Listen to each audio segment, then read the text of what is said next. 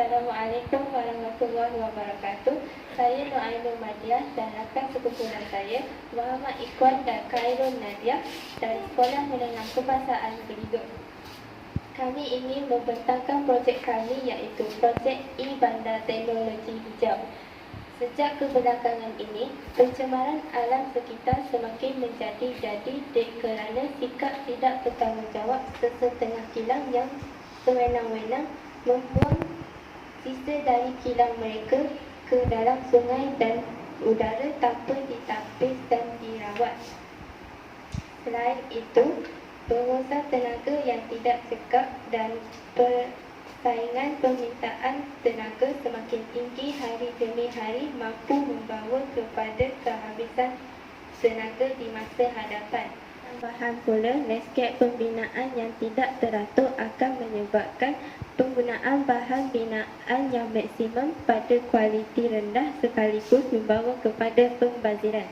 Terdapat 7 sektor di dalam projek yang telah kami hasilkan ini iaitu sektor bekalan tenaga, sektor bangunan, sektor sisa dan air sisa, sektor pertanian dan perhutanan, sektor pengangkutan, sektor industri dan sektor ICT hijau. Sektor bekalan tenaga merupakan sektor yang paling utama dalam tenaga hijau dibandingkan dengan sektor yang lain. Tenaga hijau ditarikkan sebagai tenaga yang dapat dihasilkan semula atau digantikan semula.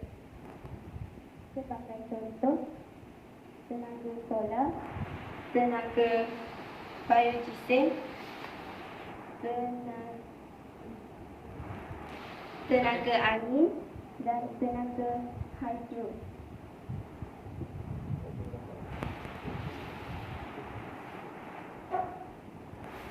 Solar contohnya fotovoltaik iaitu panel solar yang menyerap cahaya matahari untuk menghasilkan tenaga elektrik. Tenaga elektrik yang dihasilkan boleh terus digunakan. Ia sesuai digunakan di kawasan yang terperinci bagi membekalkan kuasa untuk sistem pam air, pemancar radio dan sebagainya. Seterusnya, tenaga angin juga digunakan untuk menghasilkan tenaga elektrik. Angin yang bertiup akan menghasilkan tenaga kinetik yang akan memungkinkan bilah kipas pada kincir angin. Bilah kipas pada kincir angin akan menghasilkan tenaga elektrik, seterusnya dapat menjana tenaga elektrik ke seluruh bandar.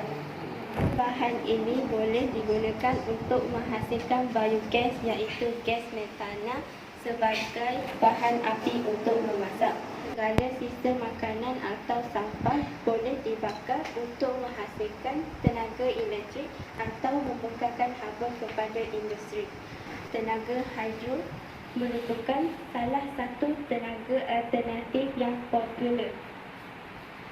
Tenaga ini dapat dijalankan di sungai yang deras seperti air terjun bagi membolehkan tenaga elektrik yang tinggi dihasilkan. Tenaga hidro juga menjadi komersial kerana tenaga ini bersih dan tidak mencemarkan udara.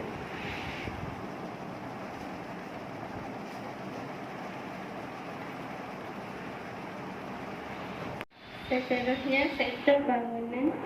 Sektor bangunan merujuk kepada aplikasi pembangunan lestari yang mengarah kepada sifat tanggungjawab kepada alam, peruntungan ekonomi serta tempat yang sihat untuk manusia tinggal dan bekerja.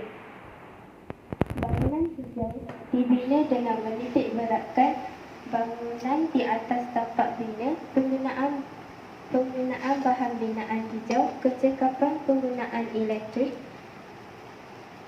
menggunakan cahaya matahari yang semula jadi, dan bangunan boleh mengurangkan pengumpulan haba yang diterima. tambahan pula pembangunan taman vertikal di luar bangunan dan dalam bangunan dapat mengurangkan pemersatan gas rumah hijau dan menghasilkan kualiti persekitaran yang sihat. Seterusnya, saya serahkan kepada Khairul Nadia untuk membentangkan sektor pertanian dan perhutanan dan sektor sisa dan air sisa. Seterusnya, terdapat juga sektor penyelesaian sisa dan air sisa. Sektor ini memfokuskan terhadap usaha untuk meminimumkan pembuangan sisa dan air sisa ke persekitaran dengan cara mengolah semula bahan sisa tersebut menjadi sesuatu yang baharu. Bahan sisa terbagi kepada 3, iaitu sisa pepejal, cecair dan gas. Antara contoh bagi sisa pepejal ialah sisa domestik seperti kertas, plastik, botol dan logam terpakai. Contoh bagi sisa cecair ialah sisa kumbahan seperti air sisa domestik daripada isi rumah, air sisa perbandaran dan komuniti, serta seperti air sisa industri, air sisa domestik daripada isi rumah dan juga air sisa perbandaran dan komuniti. Antara kaedah bagi menguruskan sisa-sisa ini termasuklah kaedah pengkitaran semula. Kaedah pengkitaran semula ini juga berkait dengan amalan 3R, iaitu reuse, reduce dan recycle. Bahan-bahan yang boleh dikitar semula seperti plastik, kaca dan bahan logam terpakai ini peroleh daripada sisa domestik akan dikumpulkan dan diasingkan menurut kategori dan dibawa ke pusat kitar semula untuk diolah dan bagi membentuk bahan baru.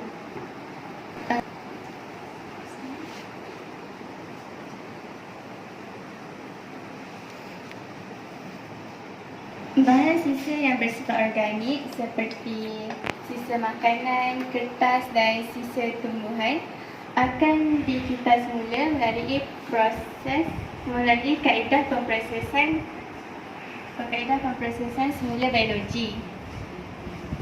Bagi menguraikan sisa organik, bahan organik yang telah dihasilkan itu akan dibawa ke kilang baja kompos untuk dijadikan sungkup atau baja kompos bagi tujuan pertanian dan pelestrupan. Manakala gas sisa yang dihasilkan daripada proses itu tadi akan dibawa ke kilang biogas metana untuk dikumpulkan dan digunakan untuk menjana elektrik ke seluruh bandar. Sisa cecair seperti air sisa perindustrian dan air sisa domestik daripada isi rumah akan dibawa ke loji rawatan effluent untuk ditapis dan dirawat. Setelah selesai proses tersebut, air sisa yang telah dirawat itu akan dibawa dan dialirkan ke sungai yang berdekatan.